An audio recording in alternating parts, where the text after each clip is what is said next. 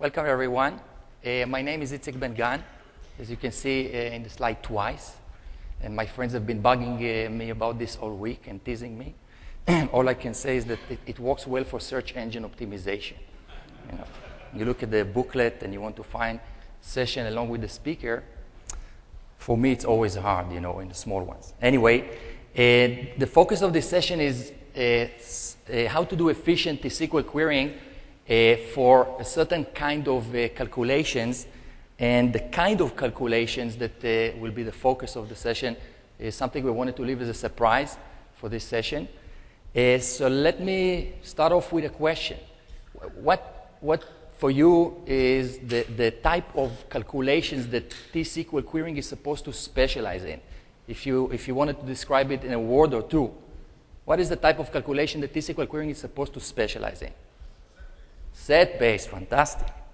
So, with this in mind, we're going to look at, first of all, how T-SQL, how the language kind of gradually evolved in the way it handles set calculations, and how it kept adding elements to the language, and eventually in SQL Server Denali, the upcoming version of SQL Server, we're going to see a much more complete implementation of the set of features that will allow us to handle set calculations very efficiently. So, specifically, some of you may have guessed already, I'm talking about what the standard SQL calls window functions, which are basically functions that allow you to apply various types of calculations to a set, or what, in this context, they refer to as a window of rows. How many people here had the chance already to download the first public CTP of Denali and play with it a bit? So just a handful. So just so that you know, the enhancements that I'm about to show are only going to be available in the next CTP that will be out for Denali. So even if you already downloaded the so-called CTP1, you will not be able to run those particular examples yet, but they're supposed to be coming next, whenever the next public CTP will be out. In terms of source code availability, I already uploaded all of the source code for this session to the website inside tsql.com. You already have the link for this website in your slide deck, so just follow the link. There is a section there called resources, and within it there's a link called source code for recent conferences. So it's already there. If you want to download and have it available, you can check it out there. So we'll start with just a couple of examples of what we mean by set calculations. Just the typical types of things that we tend to do, as calculations against sets. We'll then look at the different existing constructs that the language provides us, and the challenges that we have with those, whether in terms of performance or in terms of efficiency of coding, and in terms of other aspects. Then we look at how standard SQL addresses those challenges, with those new conceptual tools. And finally, we will look at the improvements in SQL Server, some of which were added in SQL Server 2005 already, and the rest, the much more complete implementation that gets us very close to the full, feature set that the standard defines in SQL Server Denali. So just a couple of examples of the types of set calculations that we often need to apply. Ranking, is a classic. Aggregations, offset calculations, as well as distribution, more related to statistical calculations. So for example, rank my orders based on value descending ordering. Return consecutive periods of activity, or what's called islands. And then there's also the kind of inverse problem known as gaps. For example, find me ranges of inactivity, for my sales. Then we need to embed often different kinds of calculations that involve both detail elements and aggregate elements. So a very basic example. Show me the percent of the current order value out of the grand total. Also show me the difference between the current order value and the grand average. And perhaps also the percent out of the customer total, and so on. So this could be various levels of aggregations in the detail that somehow relates to the aggregates. And then we have the very, very typical need, running totals. There is the basic form, just accumulate values over some sequence. The example that you see now is computing bank account balances, where a bank account has some kind of an account ID, and then there's a transaction ID representing the order in which the transactions were applied, and then a deposit or a withdrawal with a positive or negative sign. And then whenever we want to tell what's the account balance, we simply need to aggregate or calculate the running total from the beginning of the account's activity until the current point. This is just one of dozens, if not hundreds, of different examples where you need running totals. Product stock levels would be another example. So every time we add some number of items to the warehouse or take a number of items from the warehouse, it's again very similar, just positive and negative transactions. And then when we do our inventory, we need to check that it is similar to whatever we are, or identical to whatever we are supposed to have according to the transaction history. And then there are recency calculations also, where we have a set of, say, orders, and we need to compute for each order what's the difference between the current order date and the previous order date, or the current order date and the next order date. So we need to somehow kind of match rows in a set with rows that have some kind of an offset in respect to each row. It could be an offset that somehow relates to the current row. It could be an offset that relates to what we think of as a start of a set, like the first value. Give me the difference between the current order value and the first order value for the same customer, or the last one. All kinds of offset calculations.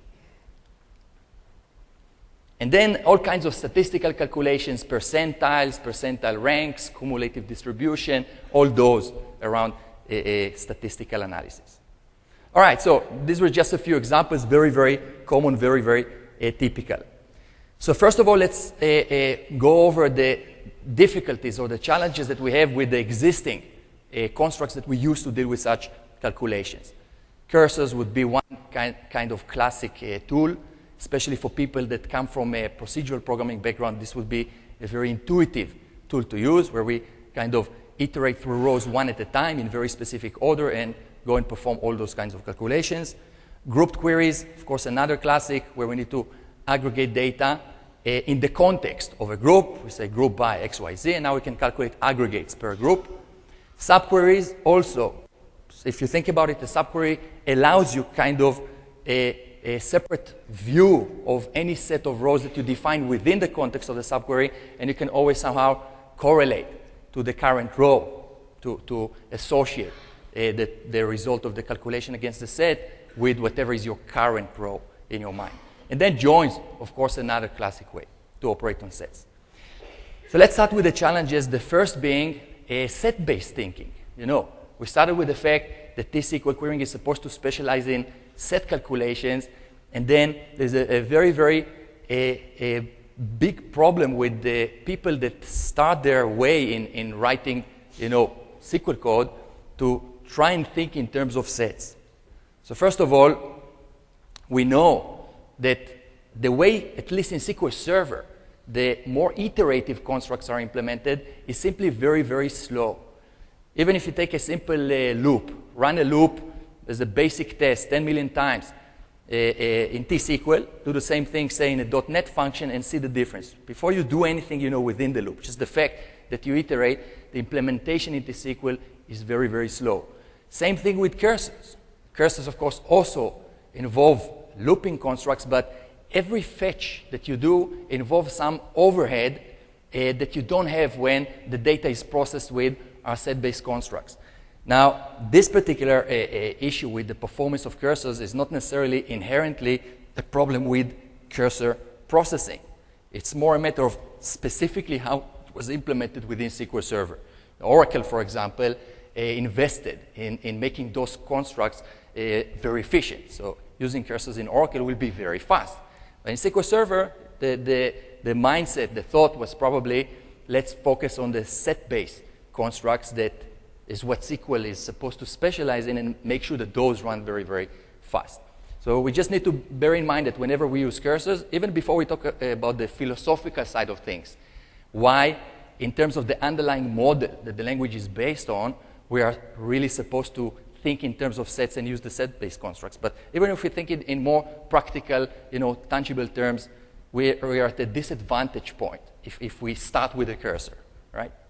So at the more kind of philosophical level, why we are supposed to insist at least on the default solution, our initial attempts to use set-based logic, and only if all else fails, perhaps investigate the iterative constructs.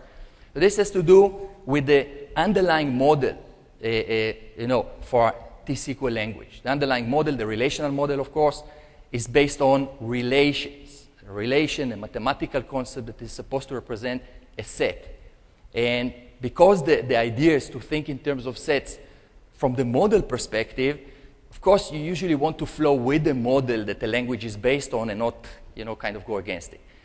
I don't want to say that the relational model is perfect and that it will never be replaced by another model. It could happen, of course, but until the day, of course, it makes more sense to flow with it.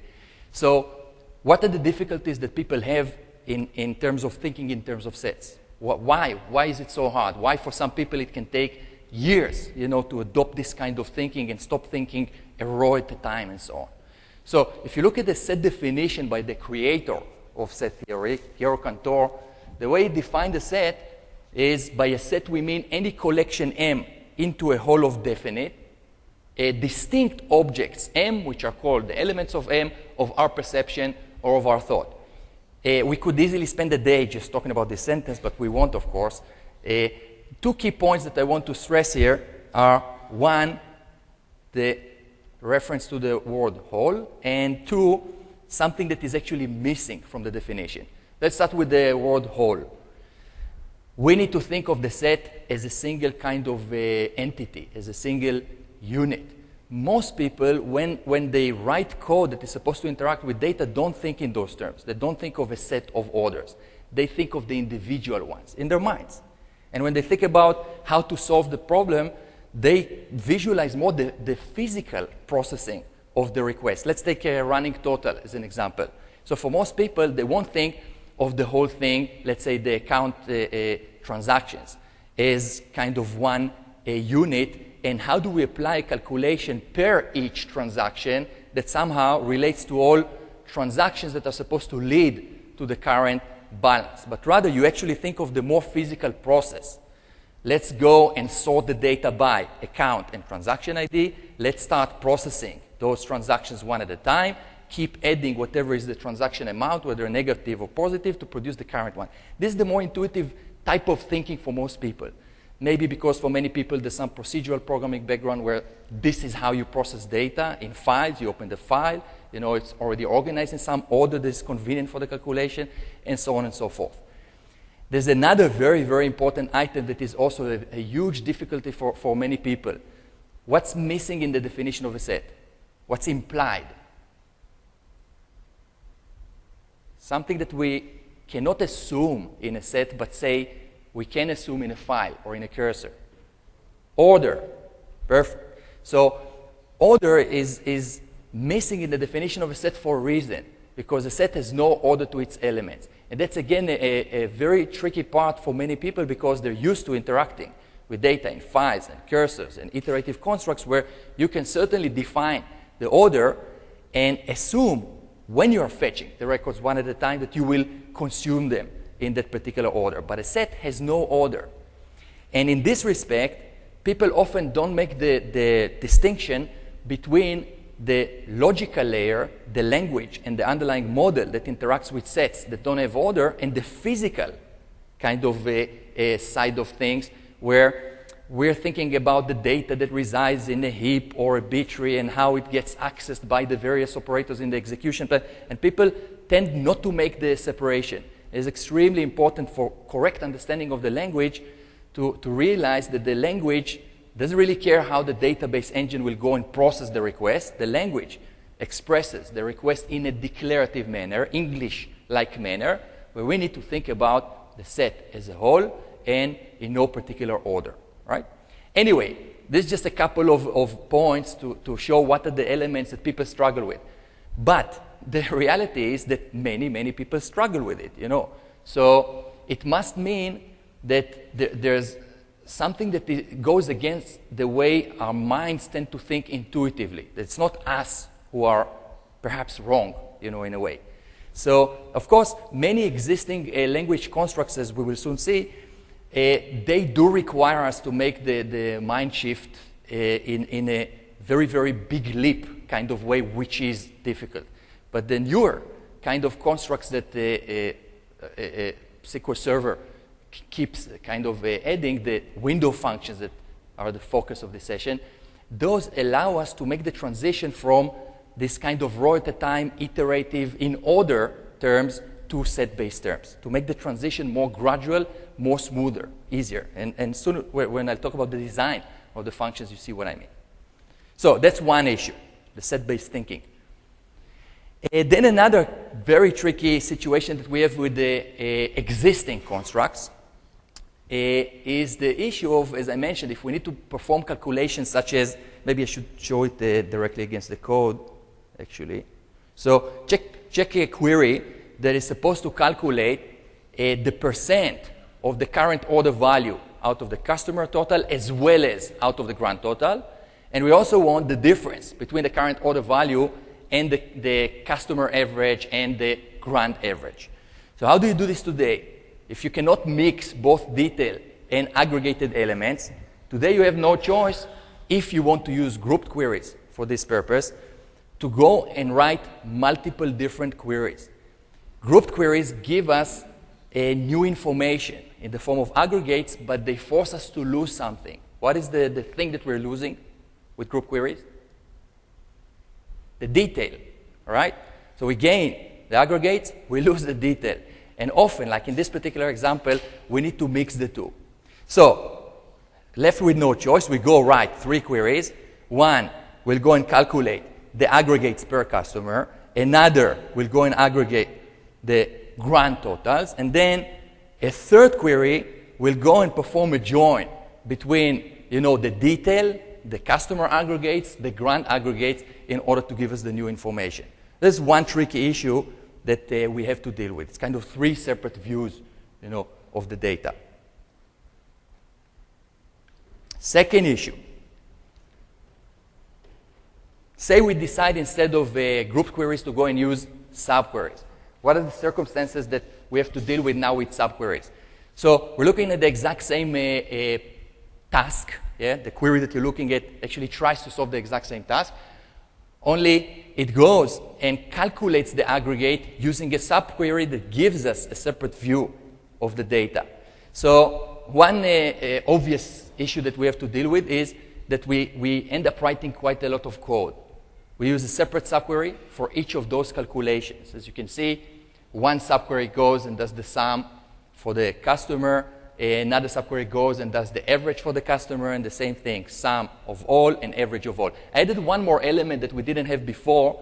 Observe that I want to operate on a subset of the rows from the original table and not the entire results from the underlying query. Now observe that if I want to work only on a particular range of dates, because each subquery that I have starts fresh, you know, starts from kind of point 0. It doesn't start with the result set of the underlying query.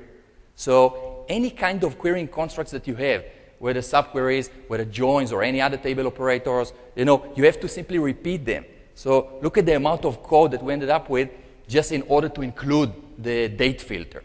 You know, that's another tricky issue that we have to deal with the existing tools that we have to go and apply set calculations, in this particular case, aggregates. Another problem, and this one again is specific to SQL Server, but what you see now in terms of the coding perspective, of course, is a standard issue, just the design of a subquery concept. But there's also an implementation issue that is specific to SQL Server, and that's for each subquery, SQL Server will utilize a separate scan of the data. At the moment, I'm afraid, SQL Server's optimizer just doesn't have the logic embedded within it to check if you have multiple subqueries that truly need to go and access the same set of rows, go and utilize the same scan, you know, to satisfy all of those. So let's look at the execution plan for this query and observe. First of all, let me just say that the underlying table is actually a view. The sales order values is a view, and the view does a join between an orders table and an order details table. So what you will see as the join is just due to the fact that this is what's behind the view. But anyway, we have basically, conceptually, 5 kind of views of the data. There's the detail, and then there's the access that we make for each of the 4 subqueries. And observe in a query execution plan that we truly end up accessing the data 5 times.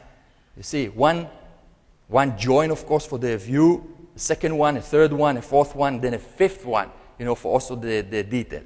Here you would expect to see probably 3 if we had a more optimized approach, where the subquery, where the optimizer checked. If we have multiple subqueries that do need to access the same underlying set of rows, let's go and kind of use the same scan for all of them. Imagine we have 100 subqueries that use the same filtering and same, query constructs. You end up accessing 100 times, plus, of course, the one for the detail. So again, you could argue that's an optimization issue. It's not an inherent problem with subqueries. And that's true, but the reality is that it's a performance issue that we have to deal with.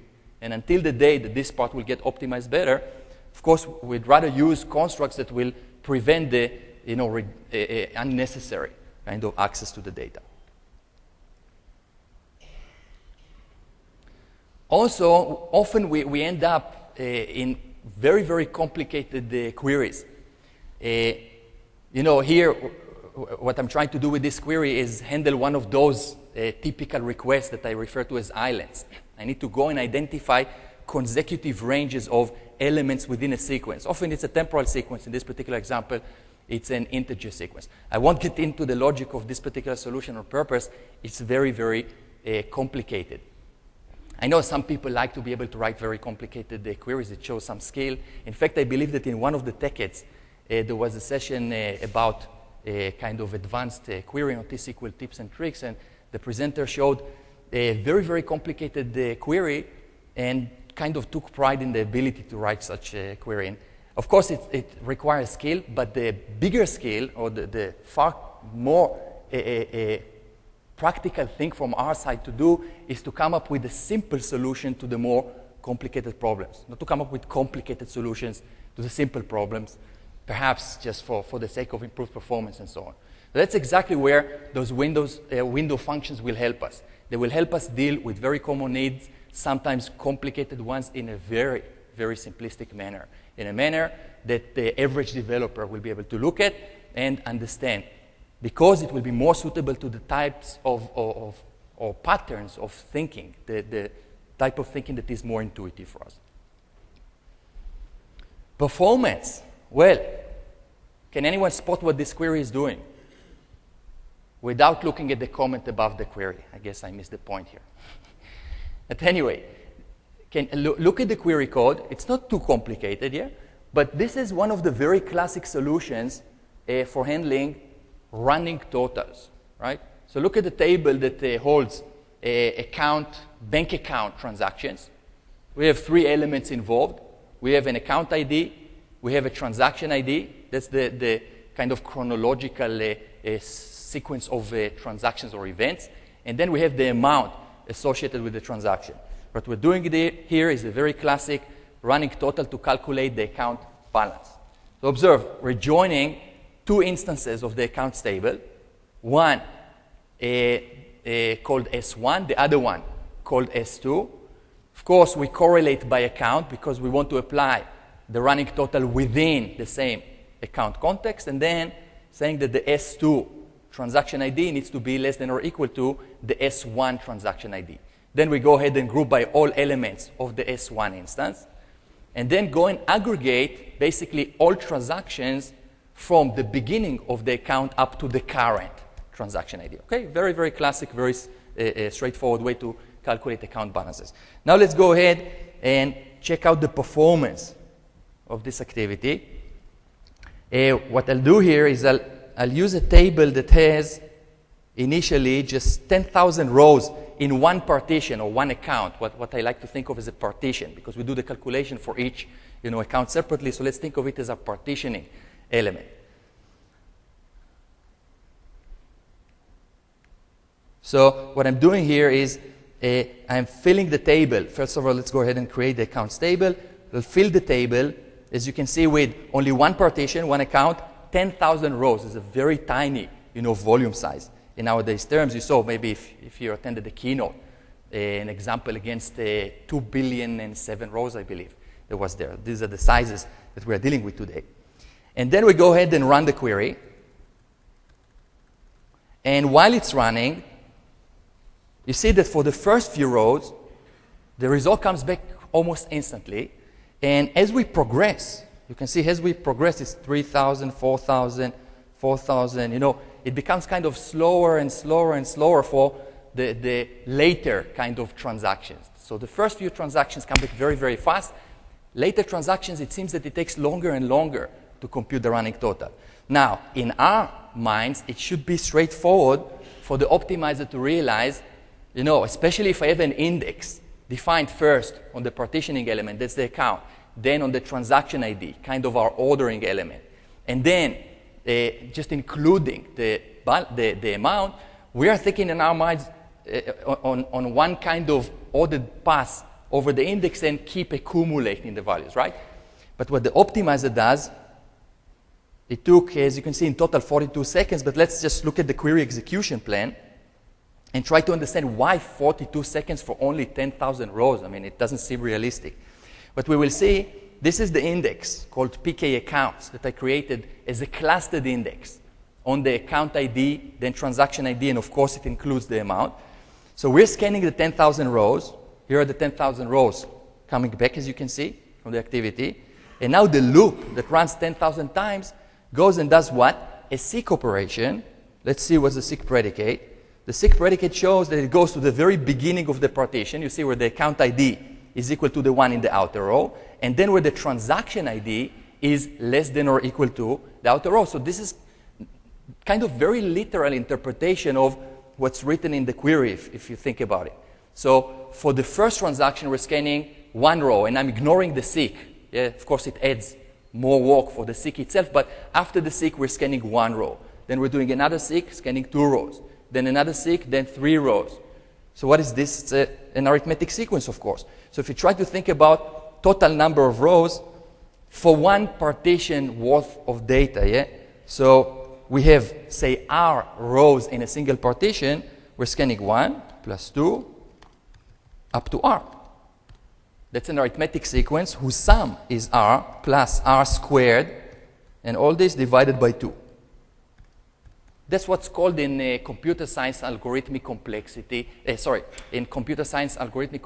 quadratic complexity or n-square complexity, where this is, of course, the dominant part of the computation, that as the volume of data increases by a factor of f, the amount of work gets close to f squared, right? Of course, all this happens p times if we have p partitions.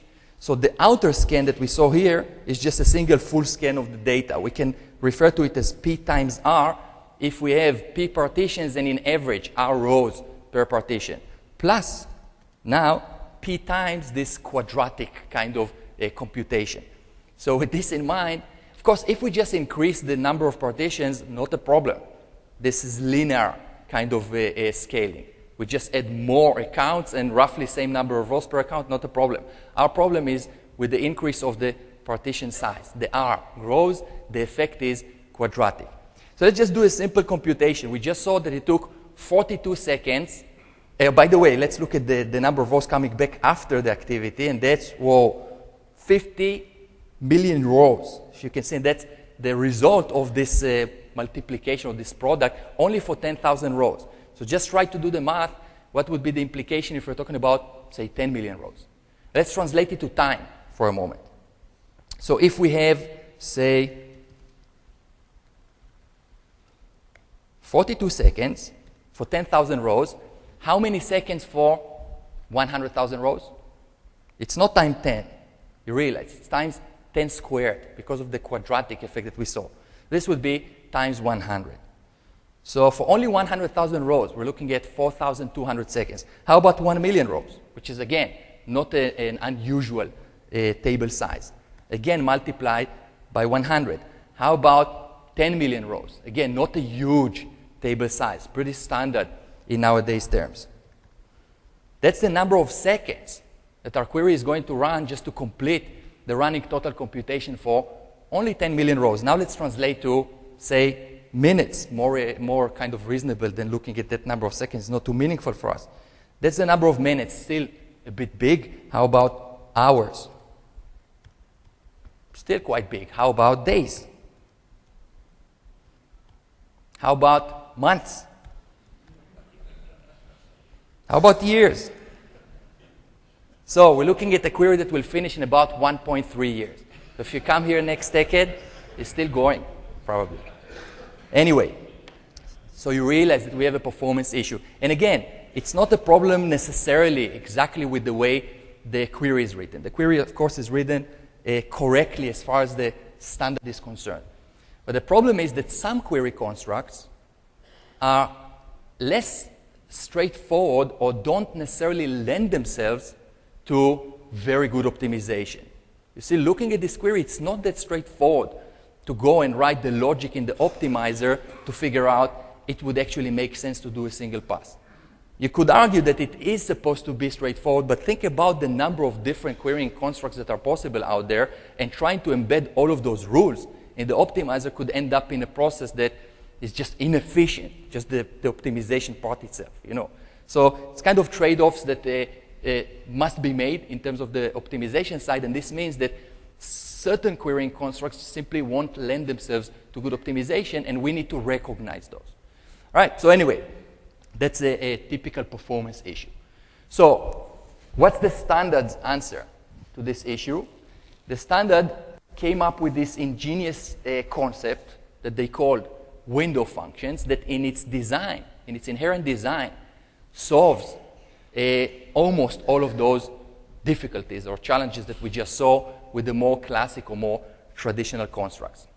So they introduced different types of functions for the different types of set calculations that I just presented. Remember, aggregates, of course, ranking calculations, offset calculations, distribution or statistical calculations, and so on.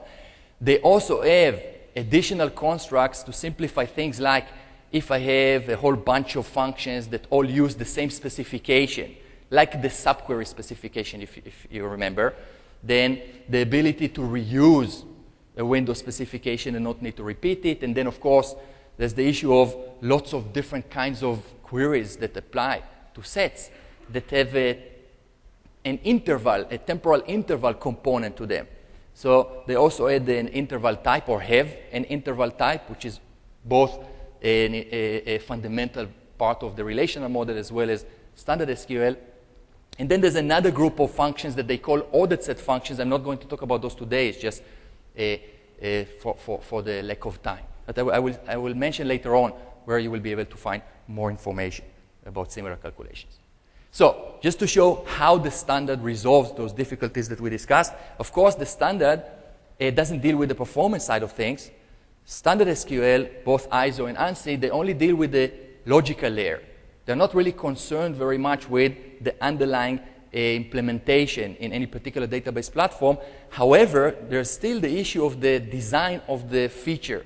Some constructs don't lend themselves to good optimization, some simply do, just more straightforward to write the optimization logic to make them perform better.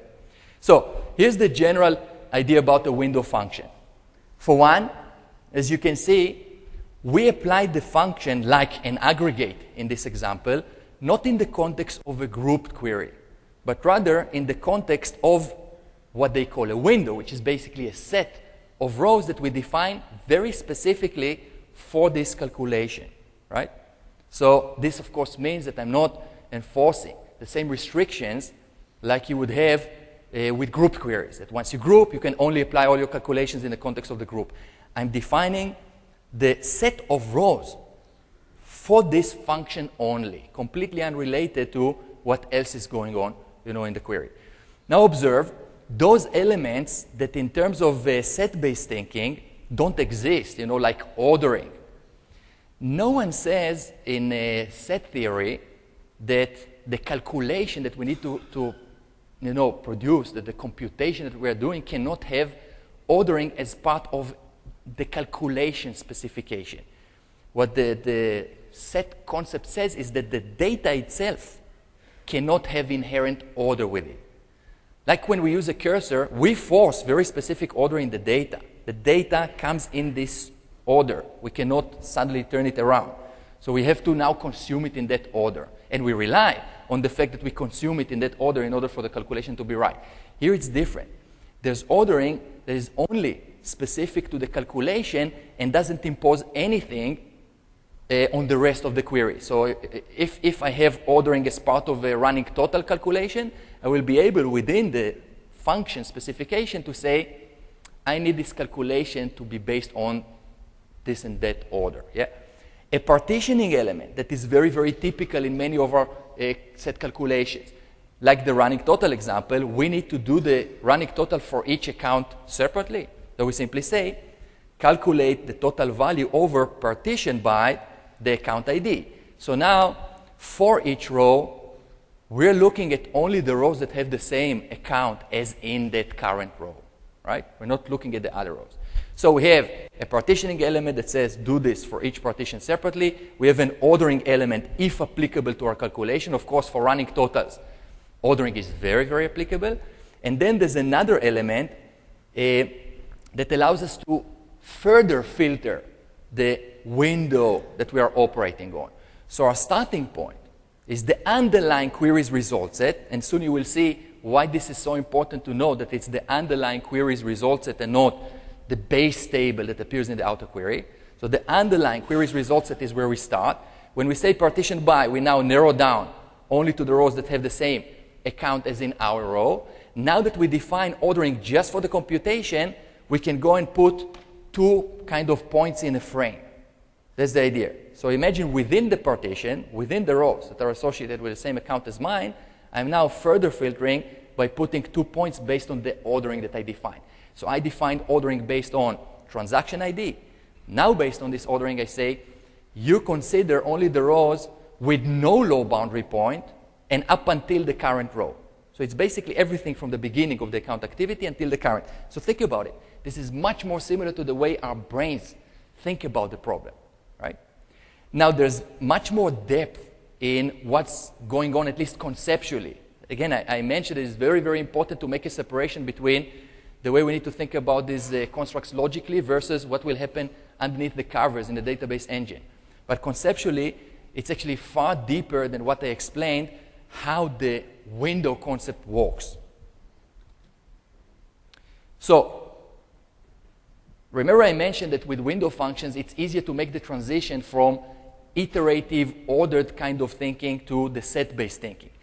And I said the transition is simpler, not because you should think about a window computation as something that has inherent ordering in the data and the operation being done one at a time. But rather, sometimes when you teach a topic, how many teachers are there here, or trainers, or people that need to, convey some information about language elements to others? Or so quite a few.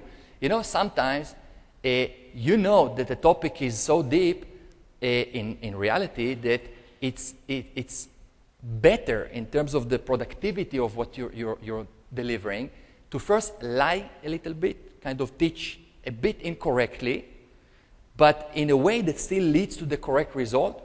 And with time, when the mind is more ready for the deeper, more correct understanding, you will go and deliver the more correct one. But you have to kind of sleep over it for some time. You have to digest the concept. It's simply most of the time not possible to immediately absorb this kind of new type of thinking, right? So that's the interesting thing about the design of those window functions. So what I think of as the basic and incorrect thinking about window functions is, let's take a simple rank that you should be familiar with. It was available already in SQL Server 2005, right? We want to rank our order values based on value descending ordering, right? So we say rank over order by value descending. So the basic and incorrect, again, only conceptually, I'm not talking about what will happen in a database engine. We need to make the separation. Conceptually, we shouldn't think in terms of let's sort the data and start iterating one row at a time. But it's okay at the beginning when you teach it initially. So people will think of the data as being sorted and will think of some kind of cursor process that iterates, between the records of the cursor based on that given ordering and keep incrementing the rank value whenever the value itself increases. Okay, it still leads to the correct result, right? This type of thinking. The deeper and more correct understanding is that in respect to each row in the underlying query, a different window of rows exists.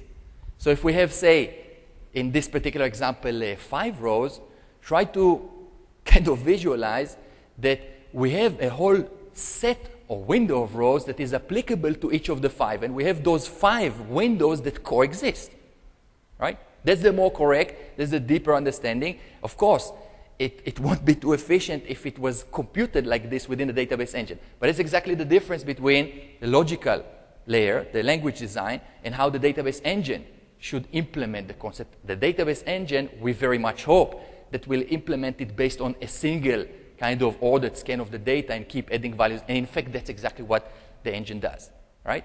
So that's something you can kind of feel free to gradually get into. It can take months, it can take weeks, I don't know, but it's a very smooth kind of transition to this kind of thinking. It kind of happens naturally at some point after you played and used those functions for a while. And I believe the window functions are pretty much the future of SQL because they solve all of those challenges that we talked about, and they're so intuitive, so similar to the way we think that people will just naturally use more and more and more of those. I can tell you that today, almost every query solution that I write involves in one way or another window functions. Not because I try to force them there, because that's the intuitive thing and the more performant thing to do, Anyway, remember the issue with mixing the detail and the set calculations. So see how elegantly this is solved with the design of window functions. So remember with subqueries, if I wanted to perform a calculation that involves maybe table operators in the outer query, maybe additional filters like the date range filter and so on, and then I wanted to calculate the percent of the current order value out of the customer total or the grand total, in the subquery I had to repeat all of the underlying querying elements. I had to repeat the table operators, I had to repeat the filters and so on. Remember I said that the initial point that the window definition starts with is the underlying query's result set. And what this means is if the query joined a couple of tables and then filtered, that's the starting point of our window.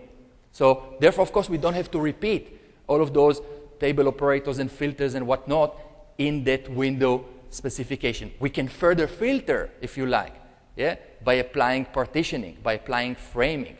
But the point being, we don't have to repeat everything that already exists in the underlying query. So of course, the queries tend to be much more concise. So you can see here that I calculate the value of the current order divided by the total per the current customer, and this already is after the filtering part, right? So much more concise queries compared to what we saw before. Also, the level of complexity, as you can see here, a subquery, involves we talked also already about the issue of the long queries, but there's also, of course, the issue of the multiple scans of the data. So remember that I said that the subquery, the way SQL Server's optimizer works nowadays, will go and perform a separate kind of physical access to the data for each of the subqueries. Not the same case with the way window functions were designed. Of course, you could argue, why not go back to the subqueries and do the same thing that you do with the window functions? And I'm all with you. It's a good argument. But the reality is, now, the way window functions were designed, if you have multiple calculations that rely on the same window specification, the optimizer will rely on the same scan of the data to go and compute all of them. So it's already an advantage, besides the length of the code. Now, the standard, as mentioned, doesn't really deal with the performance part.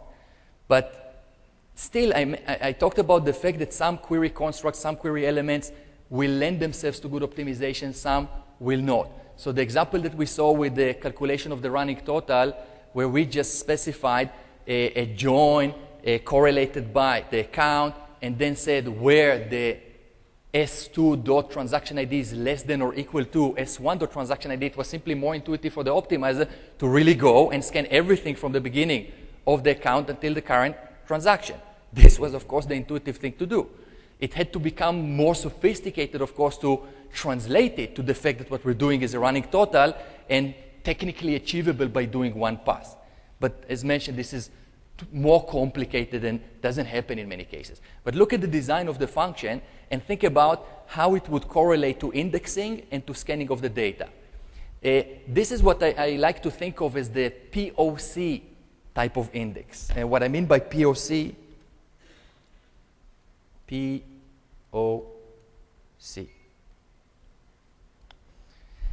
So maybe I don't have a future in arts, but what I mean by a POC is partitioning, ordering, and coverage. There are so many different types of querying problems that involve a partitioning element. If we look at the account balances, of course, this is the account ID, and some ordering element, again, in the computation. So in our case, of course, it's the transaction ID. And then there's those elements that we just need to work with that don't necessarily need to be expressed in some particular order within the index. But in order to be able to obtain that element from the data that we are scanning, we want them as part of the index. Those are just covered elements. They don't need to be part of the index key list. They can be part of what's called an include clause, or if you're creating a clustered index, then of course, the rest of the elements in the row besides those you put in the key list kind of implicitly become covered. Either way, in many such problems where we have the three elements, the partitioning, the ordering, and the covered elements, you want to arrange an index that starts with the partitioning element as the first attribute or set of attributes in the key list, continues with the ordering elements as the next part in the key list, and then either include or, as mentioned, just make it a clustered index to make them covered. And the way the code is written is exactly with those three things. Look at it. You see that we're doing partition by account, very clear to the optimizer that if we have an index that arranges a consecutive section for each account, that they're all there together, And then if we put the order element as the second part of the key list, also clear to the optimizer, very straightforward, you know what? I can do a single pass. I'll start from head and move my way to the tail, or the other way around. If we're doing the reverse order, either way, it's all there.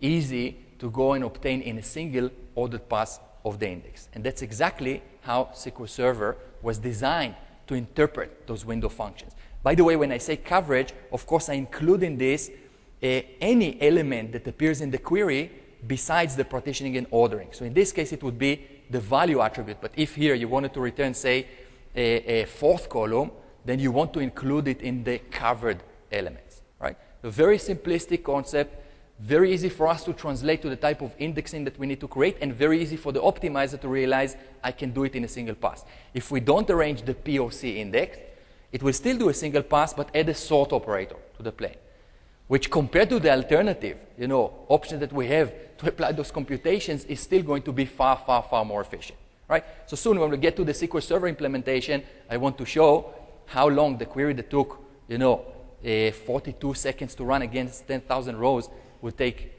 with the window functions. So here's SQL Server's answer to the support for window functions. Two major milestones. The first one was SQL Server 2005, where the concept was initially introduced, a very partial implementation. What we got are 4 ranking calculations. How many here had the chance to play with those? The row number rank, dense rank, n-tile. Right, so today, for example, row number appears in almost every single query that I write. It's not just a matter of calculating row numbers, of course. It's far beyond that. We can do a lot of things that are way beyond the simplistic concept of, ranking and scoring with those row numbers. If we'll have enough time, maybe I'll show an example at the end. Aggregates were already implemented in SQL Server 2005, but only the partitioning element. Most of the problems that involve set calculations with the window aggregates actually need the other elements that I showed with the ordering that then allows the framing capabilities. All the running totals, all moving, averages, all those kinds of calculations need the parts that were not implemented in SQL Server 2005. That's pretty much all we have, right? That's what 2005 added. Then SQL Server Denali, of course, unless we have very critical bugs, there's always this disclaimer that we need to keep in mind, that unless there are critical bugs that could prevent it from being added eventually, but SQL Server Denali is planned to add most of the rest of the functionality. Maybe a couple of items that are still not going to be there, that are part of the standard, but most of the functionality will be there. So for one, in the aggregate side, we're going to get the ordering part that then will allow also the framing. So you will be able to say order by XYZ and then rows between, whatever 2 points in the frame. Offset functions, very, very commonly needed. The concept, maybe we're not familiar with the functions yet, but the needs. Leg and lead, for example. We'll show an example soon, also in terms of the type of plan that we will get. But leg and lead allow us to do those things that give us access to a row that has some kind of an offset in respect to hours. Recency calculations. Show me what's the difference between the current order value and the current order's order date and the previous order's order date, or the next order's order date, or the 3 orders before the current, and so on. So we need to just pull an element from a row that has an offset compared to ours. So leg will go back, lead, of course, will go forward. First value, last value. Also an offset concept, but instead of offset in respect to our current row, it's offset in respect to whatever is the start or end of the frame. Right? So if we go ahead and define a frame, it could be just the entire partition if we like, but we want to compare some element from the current row with the first in the partition. So show me how long passed since the first customer's order, and so on. It's not as simple as a min or max aggregate, by the way, because a min or max aggregate forces us to return the element that is conceptually the ordering element, right? We can say, give me the max column 1 based on ordering of column 2 or something like this. Of course, max includes both the returned element and the ordering. First value, last value will allow you to say, I want to return column 1 based on ordering of column 2. So of course, the ordering is what determines what's first, what's last, and so on. But I can return any element from that row that was identified as the first or the last. And then we have a bunch of distribution functions. Percent rank and cumulative distribution are simply statistical functions that compute a value as a ratio or as a percent that when translated to the value will give you that percentile. For example, the value that gives us the percent rank 0.5 or 50% is basically the median, right? So if I'm looking at the median, which is the 50th percentile, and I'm asking for percent rank, it should return 0.5 or 50. And then there's the reverse, the actual percentile calculation. So given the ratio, given the percent, like 0.5 for median, give me back the value that is our median. Median is just the most known percentile, but it could be any. It could be a quartile, that's the 25th percentile, and so on. In both cases, we have 2 variants that are simply the 2 typical ways that statistical calculations will go about computing those. So both are available to us. If you ever tried to, how many here use currently percentiles in their applications, like a median or some calculation like this? So quite a few. So you know how complicated and tricky those calculations are at the moment. And imagine just being able to say, give it a percentile, and here's the ordering, right? It's that easy. Anyway, as mentioned, some standard functionality is still missing. If you recall, I mentioned this window close. Maybe we have 20 different window functions that reuse or use the same window specification. Of course, there's the potential for the code to become longer. The optimizer was already coded, remember, with the logic to utilize the very same scan of the data to compute all of them, but there is no support yet for the standard window clause that will allow us to name a window specification or even part of it, maybe just the ordering part, maybe just the framing part, whatever you like, and then be able to reuse it in all of your functions. So imagine being able to say, I'm defining this window called W1, which is partitioned by X, ordered by Y, rows between 2 preceding and 1 following or whatever. And now I can go to all of my window functions and say, now compute sum of value over W1. Now compute average of value over W1.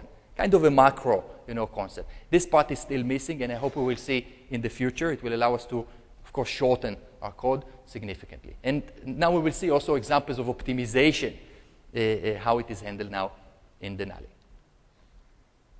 All right, so the optimization, for one, as mentioned, same scan for all window functions that use the same specification. There's extremely good performance for what you can think of as the fast track mode. So if we're calculating running total, where we aggregate everything with no low boundary point and up to the current point, this would be the fast track, where it's very easy for the optimizer to tell, I can do it in a single pass. What can be a bit more tricky for the optimizer is if we put more customized kind of points in the frame. Like give me so and so many preceding, not unbounded preceding. Give me 3 preceding or 20 preceding or whatever, and so many following. So depending on the type of computation, it can do it in a very smart way. If we're doing things like sum, as we kind of move with our rolling window, it can subtract whatever was the first element and add whatever is the next. But for other kinds of computations like min and max, of course, this is not possible. So, of course, there's more effort involved in producing the rows in the right frame. But anyway, there's a very smart window spool operator that will be responsible for providing the right frame of rows to the computation itself. So let's see examples. Let's start with the running totals that we saw that took 42 seconds to complete for, remember, 10,000 rows.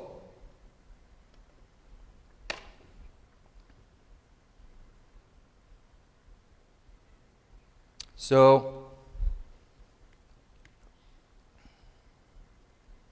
here's our new guy. This is the old one, remember? That's the 42 seconds.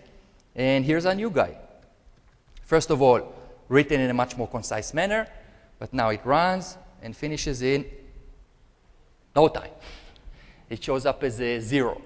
But anyway, this is 10,000 rows. You could try it with the 100,000, a million rows. It's still in the area of the few seconds. Once you get to the 10 million rows, it's something like 8 seconds, I believe. And that's just in a virtual machine, that I'm running. This is not in a big, strong machine. One pass, linear complexity. That's the important thing. Of course, assuming we have the POC index in place. So then, if it runs for, say, a second for a million rows, you should certainly expect it to run 10 seconds for 10 million rows, not the quadratic effect that we had. If we have no index in place, remember, it will still be a single pass, but there will be a sort operator involved. So with sorting involved, the algorithm SQL Server uses for sorting is quicksort. It has n log n complexity, so of course, accordingly, the scaling of the query, but it's far better than quadratic, for example. Whatever is the cost of sorting. A bit worse than, not a bit, worse than linear, but not as bad as the n square part. But again, a single pass, and not like you could avoid it if you use the cursor, for example, that also needed the data in that order. By the way, there are all kinds of alternatives that we can use, shortcuts. For example, you see that we have a frame that says no low boundary point and until the current row.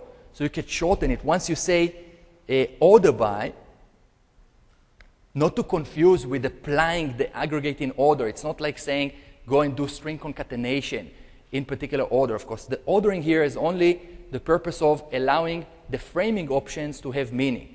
Once I define ordering, now I can say from here to there based on this ordering. So as soon as we put the order by, it's basically the equivalent of saying range unbounded preceding and current row. Okay, so if you want, you can even write shorter. But if you do put those kind of elements in the frame, you can play with offsets. Like I want to calculate the sliding average of the last 3, points. So I can say rows between 2 preceding and current row. I can say between so and so many preceding and so many following, and so on and so on. Anyway, our next example, recency calculations. So remember the need to go and compute the difference between the current order's order date and the previous order's order date. Or maybe the current order's ship date and the previous ship date or whatever. How do we compute the previous so far? We usually tend to use subqueries that will go and ask for a top one and then whatever attribute that we are looking for.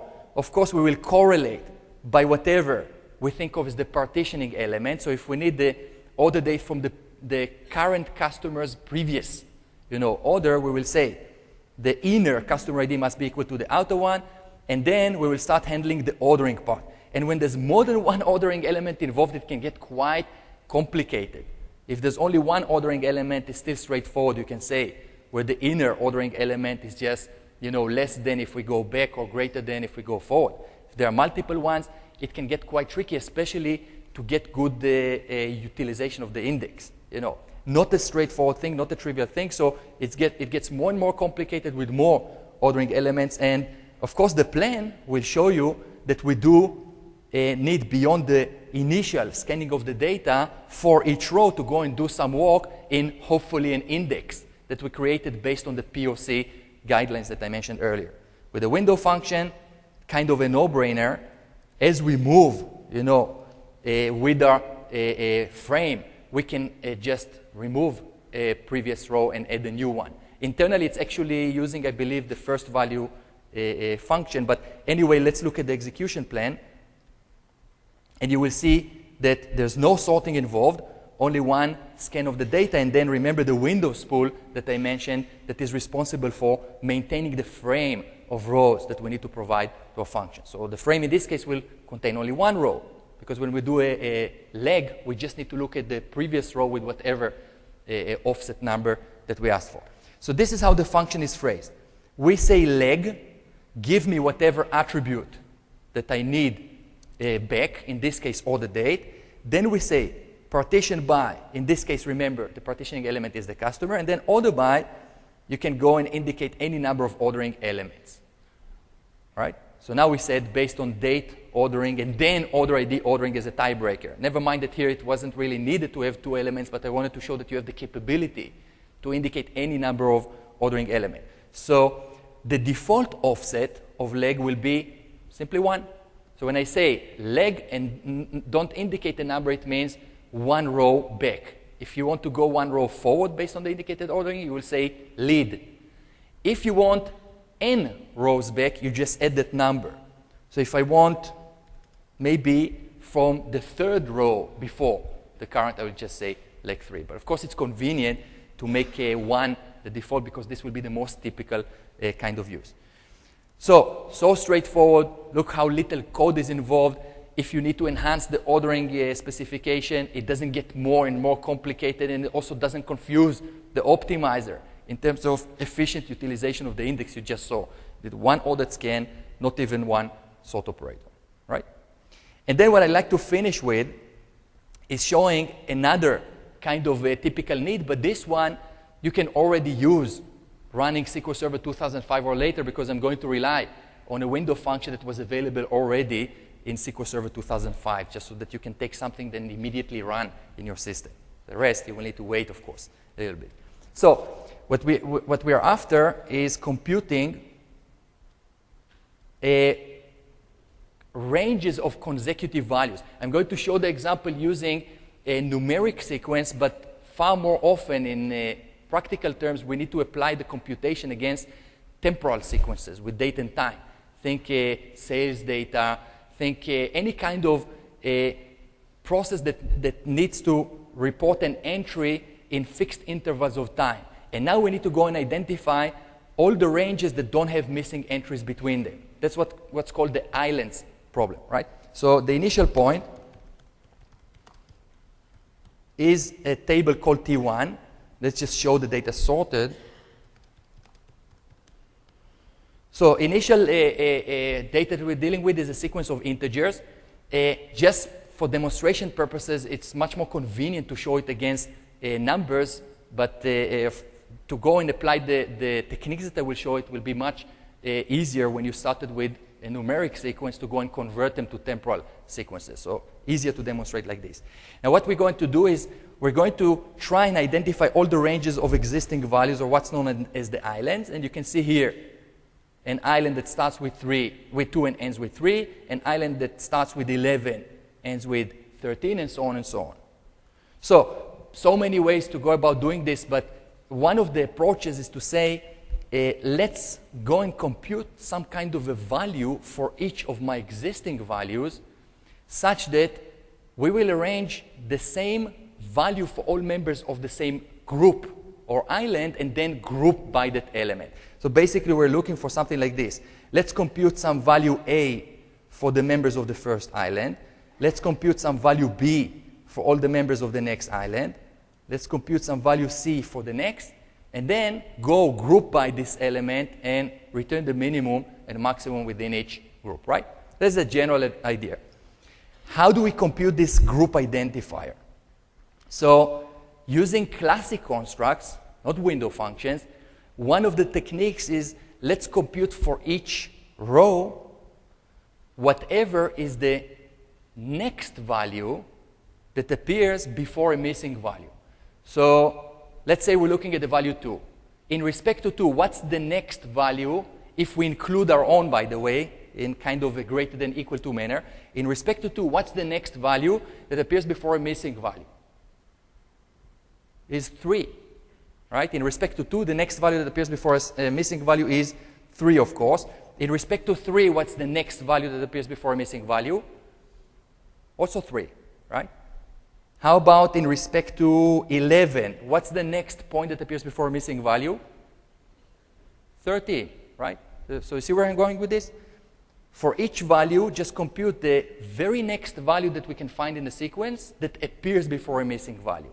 So here it would be 13, 13, 13, and so on. So it's doable, in short. Let's go ahead and write it using classic constructs. So we will name the table A, and then we'll go and say, give me the next point that appears before a missing value. Now, how do we say next?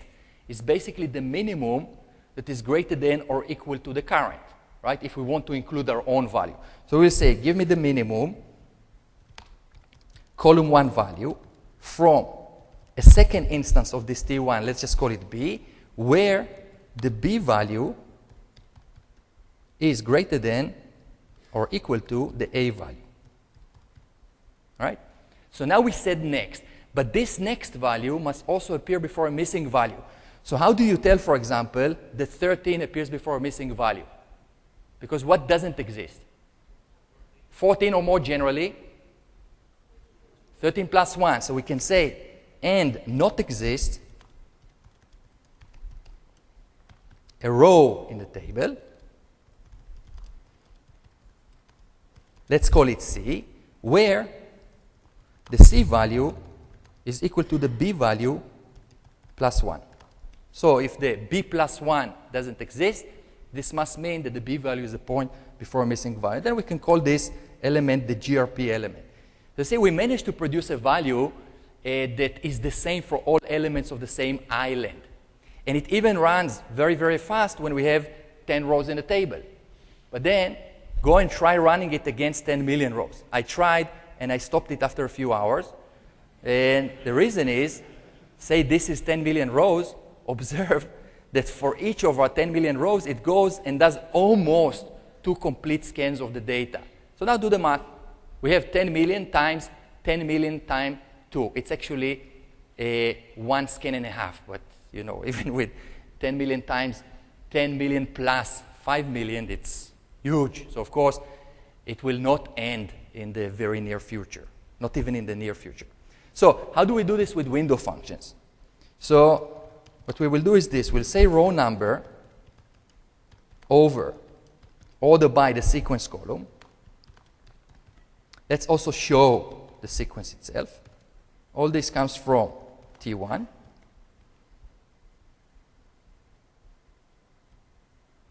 Now look at the two sequences. Let's just highlight one of the islands. Yeah? So let's pick an island like this one and see if you can identify an interesting relationship between those two sequences. What can we say about the relationship between the two? It's what? Same difference. For a reason, of course. Because both sequences within the context of an island keep incrementing by a fixed interval, right? What happens when we jump to the next island? Of course, column 1 increases by more than 1, whereas row number increases by only 1. So the difference becomes bigger, right, for each island. So therefore, if we go ahead and calculate the difference, column 1 minus the row number, what we get is exactly what we need from our group identifier. You realize we get a constant per island and a unique value per island. This is exactly what we're looking, to group by. So when we look at the execution plan, of course, knowing that having an index on the column 1 value allows us a single ordered scan, look at the cost of computing the row number function. It shows up as a 0 because it's so negligible given that the data is already sorted compared to the scan of the data that we have to do anyway. It actually shows up as a 0, in the cost. So it's almost, at no cost. We can now just call it as GRP, and then the rest, just like before, we can go define a table expression based on this query, then go ahead, group the data by the group identifier, and then return the minimum column 1 and maximum column 1 values, and we're done basically. Almost no effort. By the way, small puzzle. What do we need to change in the query if our sequence contains duplicates? Now you realize it won't work because row number produces a unique value within the window partition. So if we have 2 occurrences of 13, they will get 2 different row numbers and of course not same group identifier. So what do we change in the query to make it still work correctly even if there are duplicates? Dense rank, excellent. So we use dense rank. The dense rank function will simply compute the same rank value given the same ordering value. So for all x's, we get dense rank 1. For next y's, we get 2. For next z's, we get 3. So of course, therefore, this kind of difference will keep working. Now, if dense rank works when there are duplicates, and of course still works where there are no duplicates, then of course it makes sense to stick to dense rank just always and just not worry about do we have duplicates in the data or not. Right? Again, when you use temporal data, the transition, the adjustment you will need to do to the computation is very, very minimal. It's the same concept. So